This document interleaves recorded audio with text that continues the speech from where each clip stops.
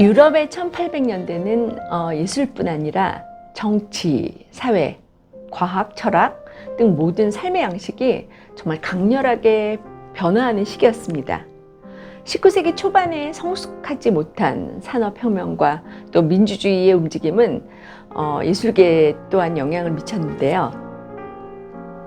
미술사에서는 대상을 객관적으로 표현하는 사실주의와 또 대상을 풍자하는 다다이즘이 성행했고요. 과학에서는 정말 영원한 이슈인 진화론이 발표되기도 했습니다. 음악 분야에서도 지금까지의 전통적인 음악적 형식에서 벗어나 새로운 돌파구를 찾고자 하는 시도가 빈번했는데요. 이러한 변화의 중심에는 일상생활 속의 음악을 추구하는 작곡가 에릭 사티가 있었습니다.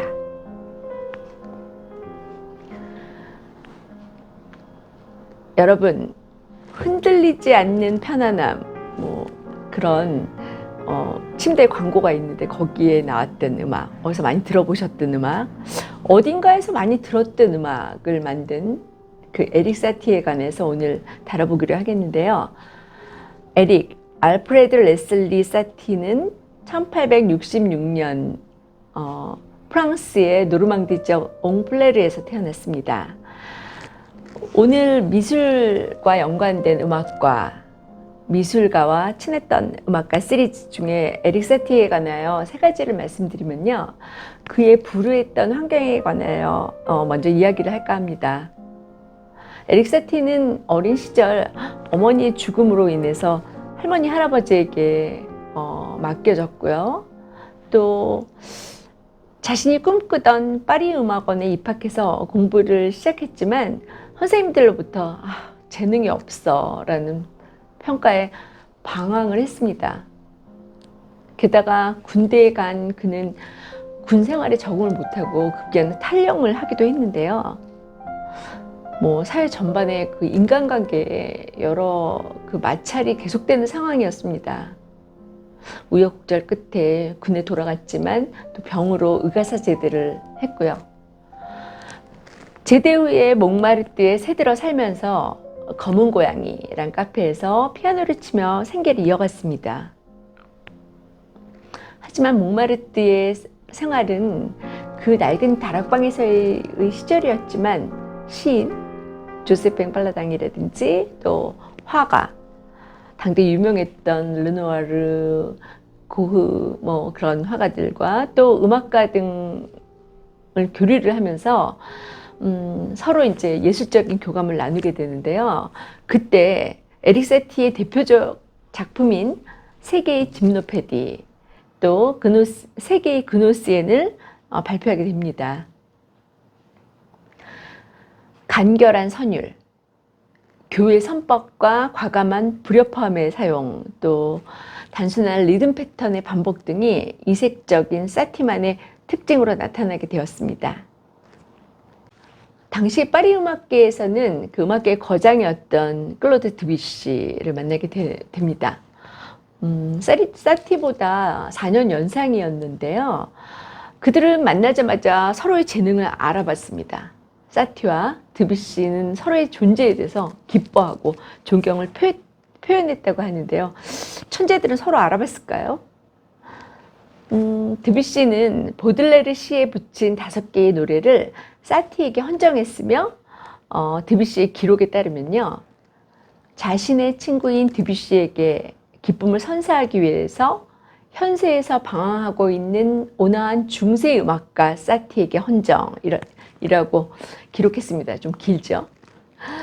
다른 작곡가의 작품을 편곡하지 않기로 유명했던 드뷔시가 1897년 짐노패디 1번, 3번을 오케스트라 버전으로 편곡하고 자신이 직접 지휘해서 연주한 걸 보면 얼만큼 드뷔시가 에릭 사티를 인정했는지에 관해서 알 수 있습니다. 오늘 에릭 사티를 미술관에서 만날 수 있는 음악가로 소개하는 이유에는요. 화가이며 또 화가들의 뮤즈였던 쉬잔 발라동 때문입니다. 쉬잔 발라동은 곡마단, 그러니까 서커스에서 고개를 하던 여인이었는데 그 서커스에서 이제 일하다가 발을 삐게 됩니다. 그래서 슈잔 발라동이 그 15살에 몽마르트에서 화가들의 모델로 일하게 됐는데 빼어난 외모에 그녀가 갖고 있는 정말 모델적인 그런 끼로 단번에 유명해졌습니다. 그래서 여러분들 아시는 피에르 오거스트 르누아르의 작품, 그러니까 지금 보시죠? 그 부지발의 무도회나 그 에드가 드가의 작품 목욕하는 여인에서도 그 여인이 바로 슈잔 발라당입니다. 발라당. 죄송합니다. 네, 여러분들은 그렇게 기억하시면 될 것 같아요. 발라당. 근데 발라당 아니고 슈잔 발라동입니다. 슈잔 발라동은요, 나중에 화가로도 활약해서 그 작품을 뮤지엄에서 볼 수 있는데요. 뛰어난 미모인 슈잔 발라동을 만난 사티는 그의 일생에서 단 6개월을 만난 그녀이지만 그녀와 헤어진 이후에 어느 누구도 연애를 하지 않고 오랫동안 그녀를 사모했다고 합니다. 발라동이 28살일 때 에릭 사티의 옆집에 이사 오게 된 계기로 연애가 시작되었는데요. 발라동은 사티에게 초상화를 그려주고 또 사티는 샹송 주뜨브, 나는 당신을 원해요 라는 그 샹송을 만들게 됩니다. 사티는 모든 인간관계에서 까칠하게 짝이 없었는데 이런 경쾌하고 사랑스러운 곡을 만들게 되다니 정말 사티에게 발라동이 어떤 존재였는지를 느낄 수 있을 것 같습니다. 그렇지만 발라동은 6개월 만에 사티를 떠나고 다른 사람과 결혼하게 됩니다. 실연을 한 후에는 다시는 사랑하지 않으리라는 샹송도 만들었다고 하는데요. 어떻게 보면 살아생전엔 에릭 사티보다 화가였던 슈잔 발라동이 더 유명했던 것 같습니다. 불우한 환경, 가난, 그리고 외로움에 지쳐 살다가 술병과 약이 어지럽게 널려진 그의 작은 파리의 오두막 같은 아파트에는 발라동과 자신의 초상화가 나란히 걸려 있었다고 하는데요. 간경화로 홀로 쓸쓸히 죽음을 맞이한 그의 나이는 불과 59살이었습니다.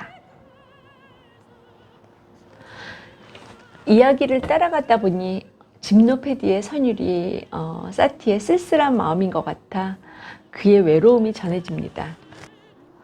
화가 슈잔 발라동을 사랑해서 독신으로 일생을 보냈던 프랑스의 작곡가 에릭 사티의 이야기였습니다. 여러분, 화가를 사랑한 음악가 에릭 사티의 이야기, 그리고 또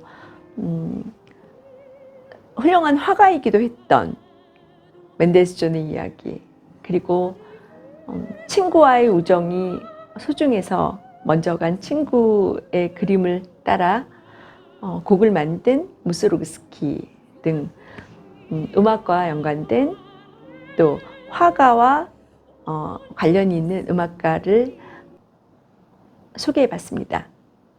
다음 시간에는 더 좋은 영상으로 찾아오겠습니다. 여러분, 구독과 좋아요 잊지 마세요. 감사합니다.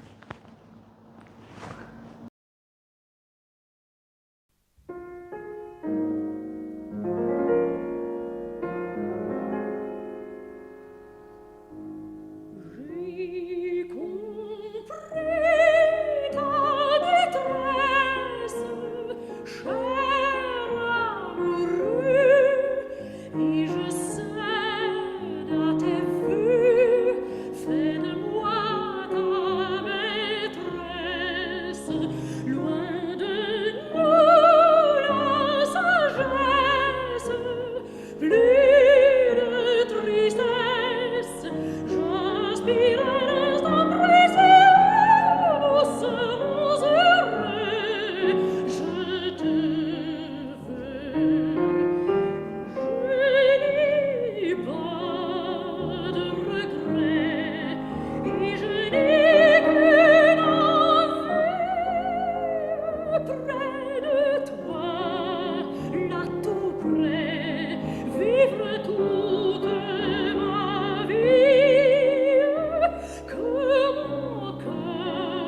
just a